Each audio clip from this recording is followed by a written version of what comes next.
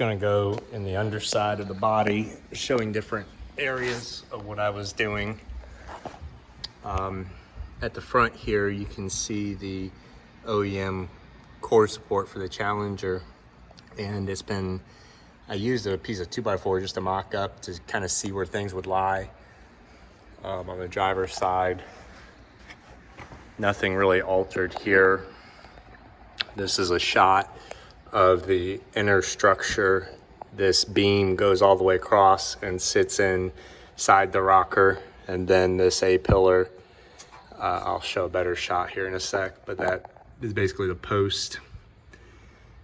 This is a piece of the floor that had to be replaced.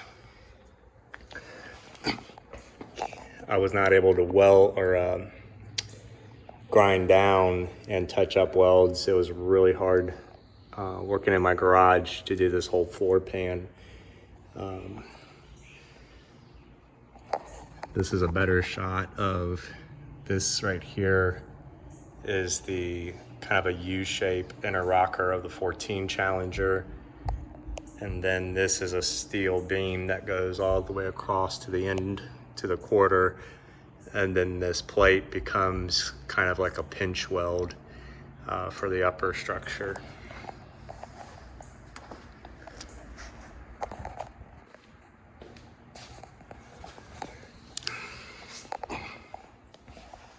So back here is the wheel well, where welded in just a few plates to make it in. I didn't roll one solid piece, just did a bunch of small pieces. Rust converted it and then put a chassis paint on it.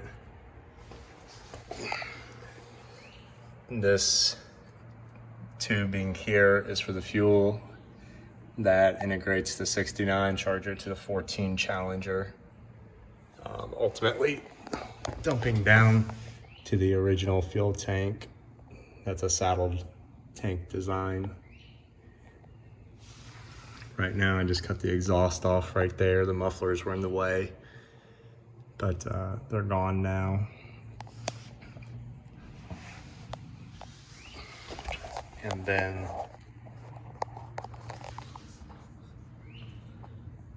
I didn't grind down the welds, making the inner floor pan.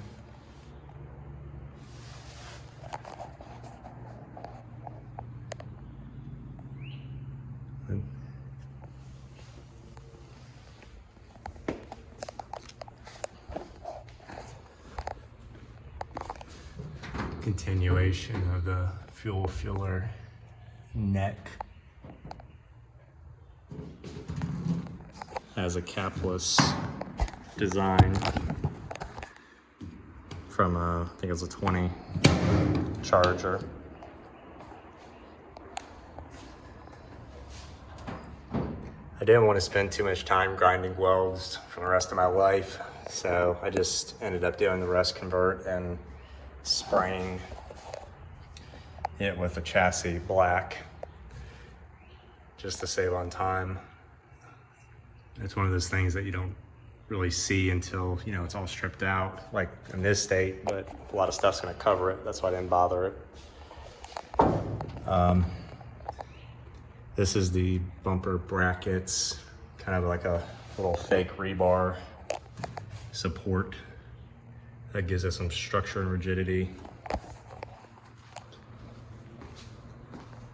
to mount on.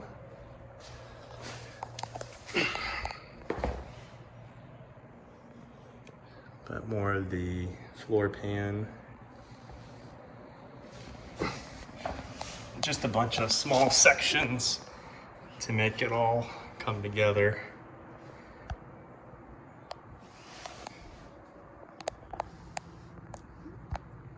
That's the original 14 Challenger evaporate fuel vapor canister.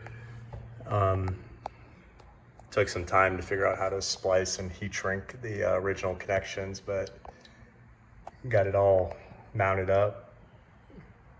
It's kind of some cheesy brackets, but it works. And then same multi-piece wheel wells. And then good illustration of this being the plate that's welded on top of the large square tubing right here, and this being the U-shaped Challenger inner structure. That shows the rockers all together.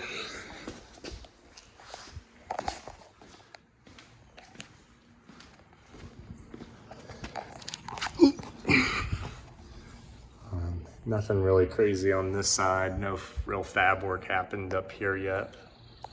This is where the power steering pump is, electric power steering pump.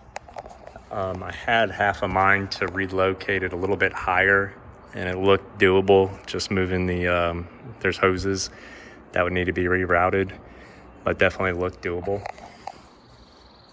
This has all the original Bilstein shocks and original brakes.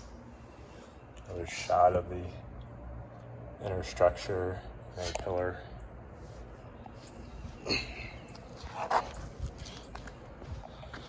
When I put it back on the ground, you'll see a better view of what it's going to look like with the